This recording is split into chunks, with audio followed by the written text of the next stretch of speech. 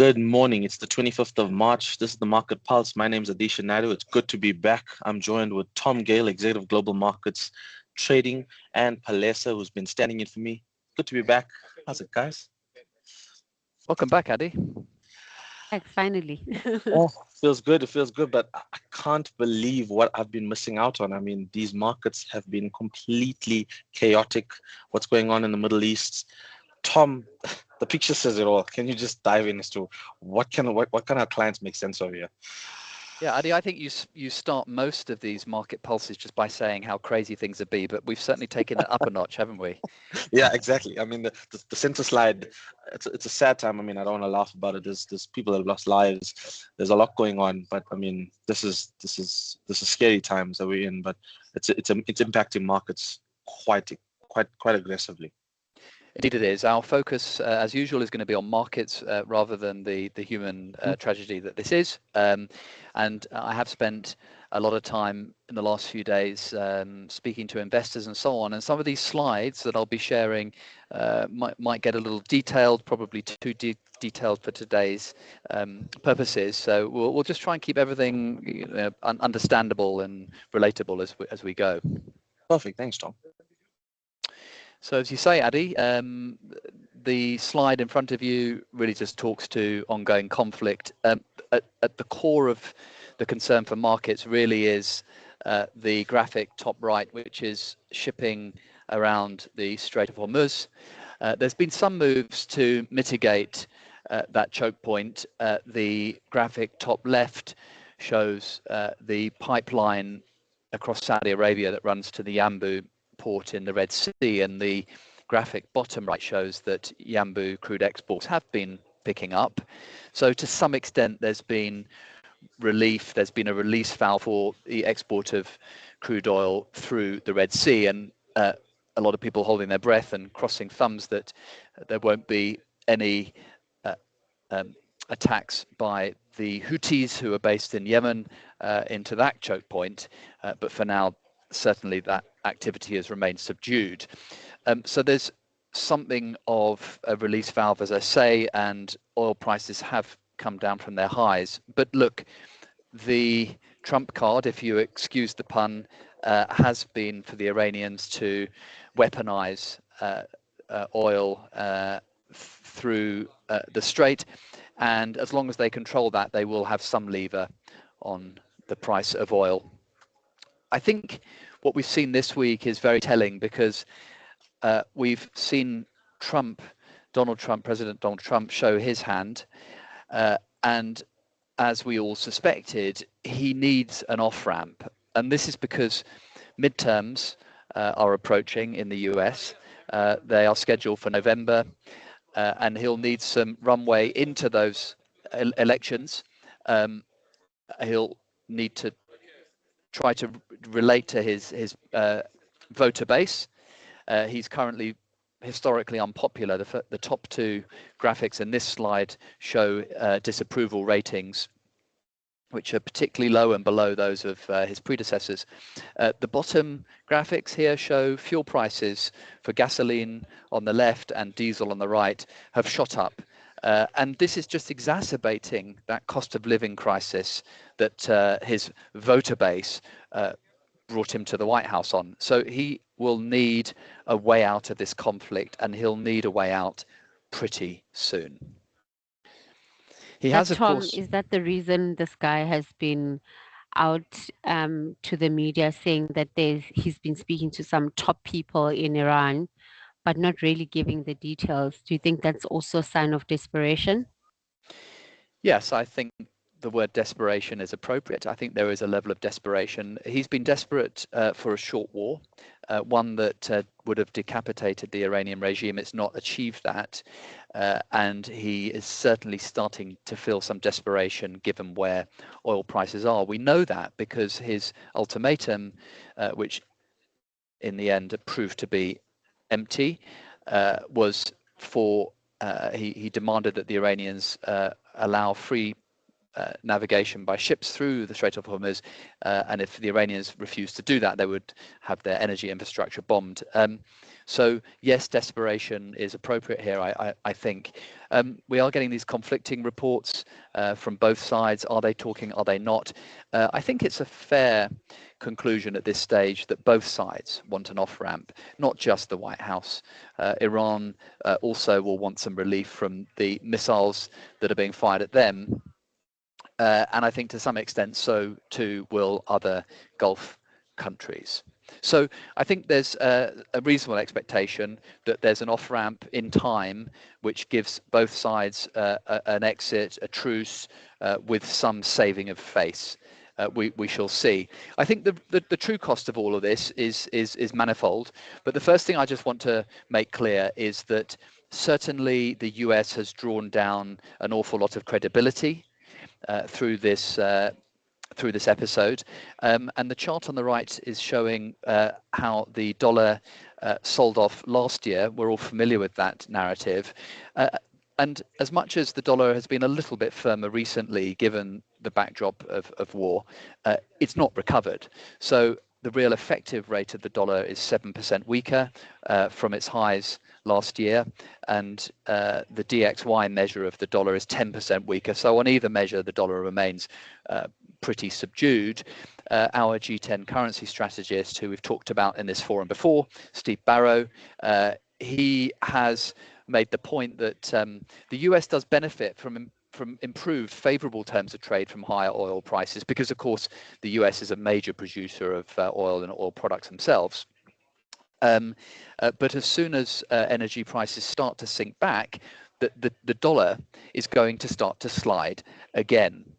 The market will revert to the more bearish influences such as US debasement, a topic that we've become accustomed to over the last 12 months or so. So just bear that in mind at the back of your mind when you're thinking about Rand and dollar Rand, that in time it is likely that the dollar is going to weaken again, and it might follow that the Rand will eventually start to strengthen again. The other thing that I want us to consider here is the oil curve. Balesa, you and I talked about this in a recent edition of The Pulse. Now, this curve is in steep backwardation. We talked about that, and that simply means that if you want delivery of crude oil to your backyard in the next month or two, you're going to pay these very high prices that we've all been talking about, prices above $100 a barrel. But if you're taking longer delivery, so perhaps you're only taking delivery into your backyard next year, well, oil prices are actually lower, and they have been all the way through the conflict. So that's what we mean by curve backwardation. Now, if I had to make one observation here, it is that the middle part of this curve has actually been a bit higher over the last week or so.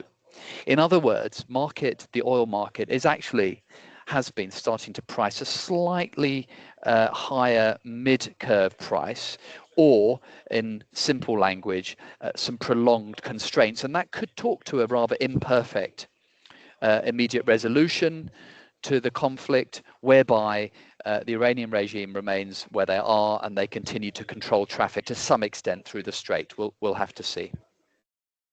Well, I mean, Tom, just to touch base there. I mean, obviously this is oil, and a byproduct of that is exactly what South Africans are going to see. And I know this is off topic, but it's more along the lines of I mean, there's a petrol price increase that we're seeing, or we're going to see next week, somewhere 4 Rand plus.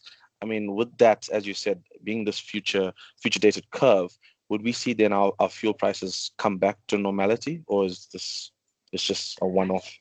Yeah, look, Adi, your comment is not off topic. It's particularly topical, and we're going to just dive into this in a moment. The one thing that I would say is that we typically buy oil at the front end of the curve, towards the front end of the curve. So we are paying. We do have a high sensitivity to near-term oil pricing. As you rightly say, we're looking at petrol price increases for next month of probably 4 Rand a litre. Our economist Elna Moolman is modelling that kind of magnitude of increase, which then feeds through to inflation. And inflation, which had been doing so well for South Africa and for most of the world, is now looking very, very different. And as things stand, and I say that caveat because things change very quickly, as things stand, we're probably looking at inflation jumping from 3 point something% up to about 5% and above for jump. April and May. So that'll be mostly in the first order, petrol prices, fuel prices, and then further out as we find second order effects of higher fuel and other supply constraints, fertilizer and other bits and pieces which feed through to food prices, then of course we're going to see that reverberate as well. But I think let's just try and keep our attention on the short term for now, because that's where we've got a little bit of visibility. I just want to mention that we had all the reserve banks deliver their verdict, their early verdict on the conflict last week. Palesa, you and I had talked to this the week before. Well, in the event, really no prizes for calling this, but most of the central banks vowed to stay on hold, keep rates on hold, and they all sounded very hawkish. So most of the major central banks talked to a foreseeable problem of inflation and so on, and dynamics having changed. We do have Reserve Bank tomorrow, so we'll come on to that in just a moment. I do just want to make the point before we get to what our Reserve Bank is going to do, and that is to explain that rates curve, that is to say what the market expects central banks to do in the future, have repriced dramatically over the last few weeks. Starting from, we're reading from left to right on this rather busy slide. So the top one goes from where the Federal Reserve rates curve was, and I put a red cross through it, and an arrow to the right, and shows what the rates curve is now. So the market globally has totally given up on the idea in the immediate future of the Federal Reserve in the US cutting rates. It's not going to happen. In fact, the market now is expecting a possibility or a probability that the Federal Reserve might hike rates in the short term. And it's a similar pattern for the middle segment here, which is the ECB, the European Central Bank, and at the bottom, the Bank of England. I just want to make that point before we get on to what the South African Reserve Bank might do. And it's actually, you're quite right. I mean, I remember covering a Pulse with you, Tom, where we spoke around the Jerome Powell and Trump, and the fact that he was the reason for his change in chair was of what he wanted in rates. And I mean, this change is like unbelievable. It's gone from a complete 180. So it's quite sad to see that we were in a rate cutting cycle and we're kind of moving in the opposite direction again. Indeed, Addy, and that's an important point, because the expectation of rate cuts is in of itself an indicator of looser financial conditions.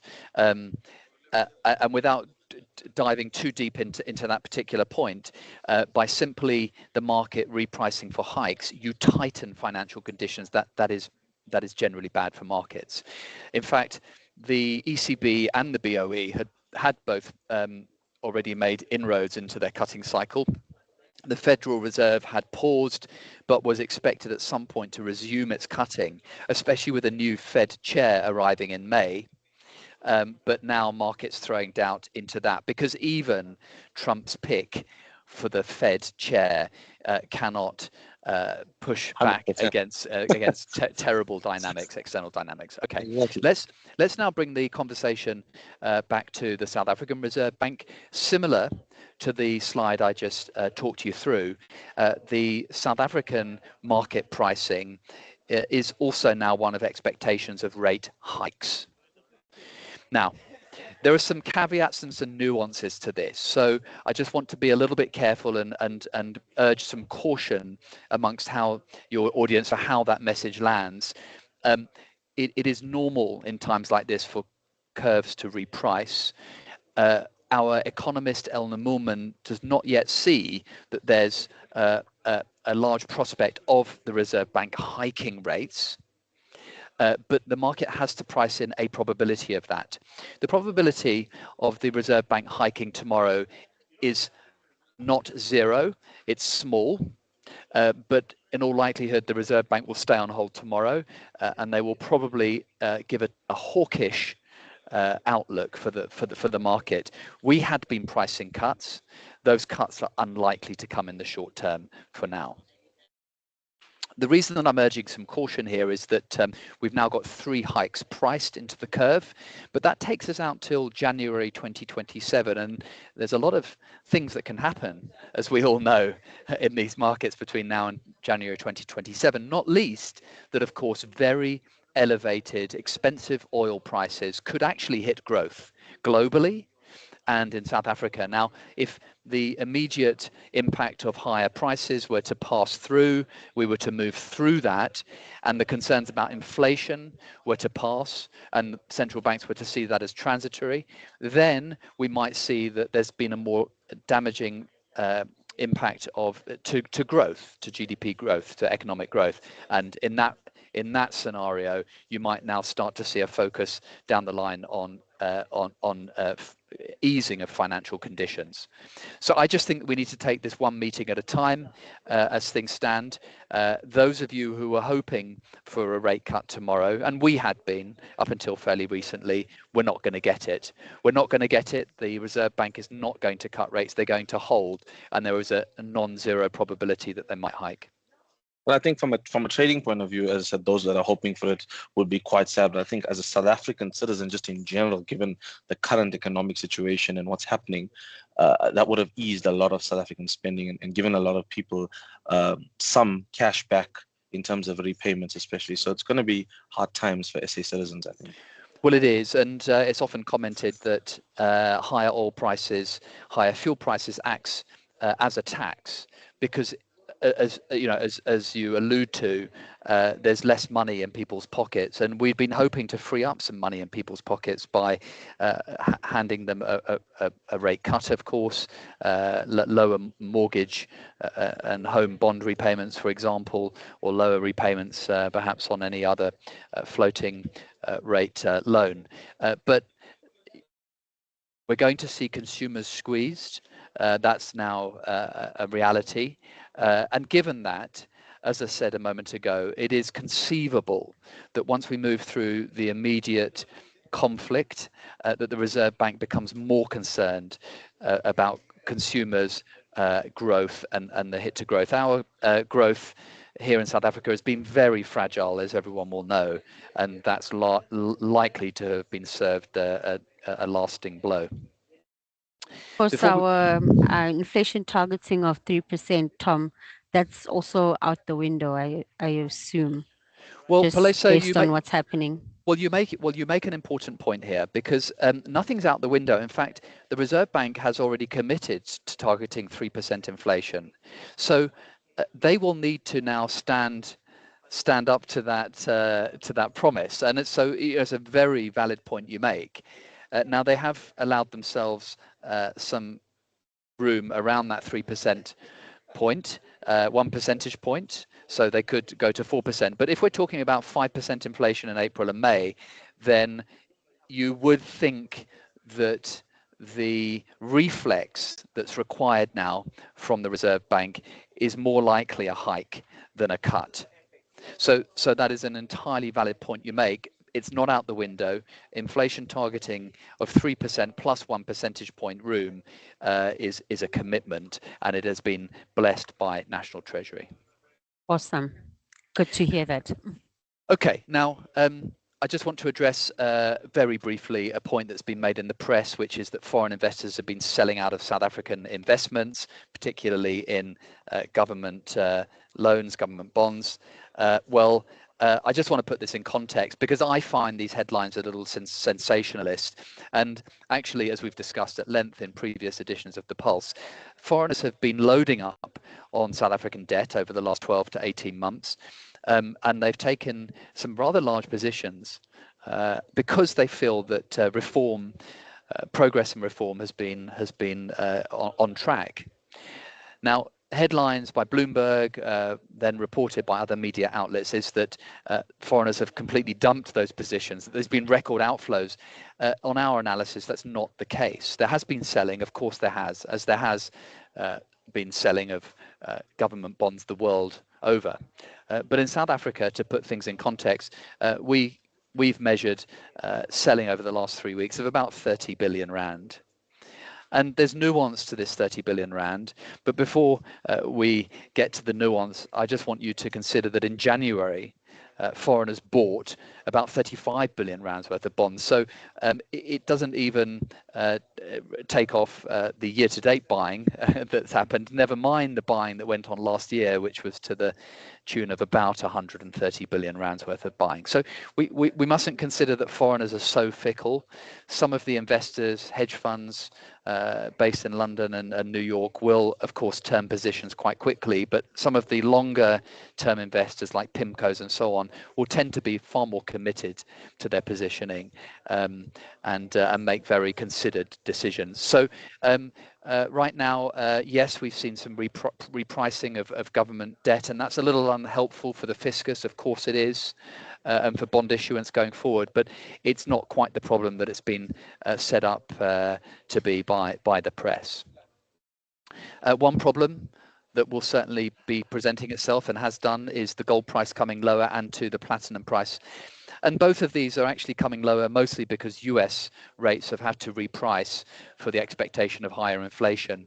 The problem with gold, and to some extent platinum, is that they are zero yielding assets. They don't give you a coupon, they don't give you a dividend, and they don't do anything other than give you a block of metal. So when yields are climbing, it is often the case that that gold struggles, and I can show you a pretty good correlation on the left here between US short rates, the yield on US short rates, and gold, which have been tracking lower. Platinum, we produce a lot of platinum. We're the world's biggest holder of platinum resources, of course, has been struggling at this key chart level and looks for all intents and purposes really to have broken down recently. But I do just want to make the point, and this is really where the rubber hits the road for me, is that this is a reaction to what is going on in the Middle East and concerns around global growth and so on, as well as inflation. But we remain very constructive on the outlook for platinum, on the fundamentals for the industry itself. And our PGM's Platinum Group Metals analyst, Adrian Hammond, recently lifted his forecasts for platinum to $3,000 an ounce by next year. He says the outlook for these metals for industrial use is very positive. In fact, he's materially more bullish in the medium term. So if you and me and your audience are looking for opportunity here, it is that there is one presenting itself in this sell-off in platinum group metals, and the producers that of course are JSE listed. The rand, of course, has been volatile. Of course it has, because our terms of trade have worsened. We've seen oil going up and we've seen gold and platinum prices coming down. And so volatility we measure in implied volatilities and realized, and all of these have gone up.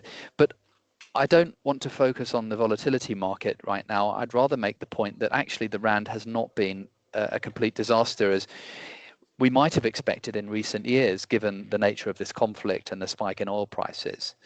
And actually, it was only about 4 or 5 weeks ago, guys, that we were hearing from some of our mining companies, especially those that mine iron ore and coal, that the rand was too strong. You know, we'd heard from Tom Gale, and they'd impaired their assets. Exaro, the impact of the stronger rand had cost them something like 700 million rand. And Kumba, they'd complained of a decrease in revenue, a lost revenue of 1.6 billion rand because of the stronger rand. So for them, this is an opportunity. And we've been seeing a number of exporters coming to us, not only selling dollars and buying rands, but also asking us to help structure for them, locking in dollar rand at these prices, because they're good prices for the currency for these guys. So dollar rand at 17 for me is a level which is critical, which is very helpful for these exporters, and we will see selling of dollars and buying of rand. So all is not lost. It's certainly the case that volatility has been elevated for the JSE too. And Adi, I know that you've been particularly concerned about this. You and I have spoken about this. Yeah, I mean, we spoke about this in length, and I mean, just if you're a South African using any one of our platforms and trading the JSE, I mean, Monday was an absolutely frightening day, considering the fact that the JSE moved 6,000 points in a matter of an hour, and it's purely just on this volatility. So it's quite a scary time at the moment to be a retail investor or trader at this point in time, Tom. Yes, of course. The chart on the left here, the blue line is the S&P, and the white line, the candle chart, is the JSE top 40, and we can see the volatility there really in the candles. So the first thing to say is that the JSE has performed worse than the S&P over the duration of this conflict, having done really well beforehand. The volatility is partly, of course, to do with the weighting in the JSE top 40 from golds and PGMs, but there's an added factor at play here, and this is the options positioning in the top 40 by typically investors and pension funds and life companies. The other side of that is that the banks write those options, and the banks typically are then left with what we call a short gamma position. Now, I don't want to get too deep into the technicals here, but essentially and simplistically, we can think of the banks having to sell when the market is down, and conversely buy when the market is up, and this just exacerbates the moves. So that sounds a bit confusing. Why would you sell when it's down when you'd want to actually take advantage and buy? But I mean, I'm obviously speaking on the bank side of it, and I mean, I get your point on what you mean in terms of PGMs, because as you said with gold, when we last spoke, and I mean, this is quite crazy. Gold was at 5,200, 5,300. It's 4,500. So being so heavily weighted as a mining market, so to speak, we have a lot of gold miners. It's massive swings that we're seeing. But I mean, can this continue? I mean, you're saying it's till June, so we've seen the market. Tom, correct me if I'm wrong here. Our SA market on that top 40 was at 106,000 points. It was at 120 odd. So it's already come down quite aggressively. It's one of the biggest drops we've had in a while. Are you saying there's even more to come? I mean, we dropped to like 98,000 on Monday. Adi, I'm going to disappoint you and Balesa and the audience. I can't tell you which way we're going. I mean, I have my views, but you've been right most of the time, Tom. I accept my views with some humility here. What I would say is that if you feel that, and a lot comes down to the psychology of Donald Trump, as we all know, if you feel that the market is going to rally, my point to you is that any rally will be an outsized rally for the JSE. Okay. And the converse again is true. So if the conflict remains problematic for a while and we're going lower, well, the sell-off can be worse and more protracted or certainly exacerbated by this short gamma position. So the way to play it then, to you and your audience, if you're bullish, you buy futures and you'll get an outsized return if you're right, and sell futures if you're bearish. It should pay off given the volatility profile of this market. Well, what's quite interesting, as I said, with the future that you speak about, especially on online share trading, we've got two options for the future, and they're both at the moment futures that are expiring in June. So it's unbelievable how this all ties together so beautifully. Indeed, it does. Okay, look, the intention today is not to get into stock specifics. Our strategist, Deanne Gordon, and her team remain constructive on the outlook and the valuations for SA equities, but it is a difficult time. It's no surprise to your audience that the best performers on the JSE year to date are, of course, energy producers, some of the miners, if they dig up coal, which has done very well so far this year, and perhaps fertilizers, Omnia, and so on. And on the flip side, of course, consumer stocks have been hit very hard, as we discussed earlier, because consumers are going to have a hit to their wallets and their pockets. I don't want to dwell on this. This is all very intuitive. I do just want to say that we must just maintain a sense of steady hand and be reminded that the South African capital markets still function very well. We've got deep capital markets. We haven't seen any disruption to the issuance of corporate paper by South African companies, and this was the case last year during the April tariff tantrum.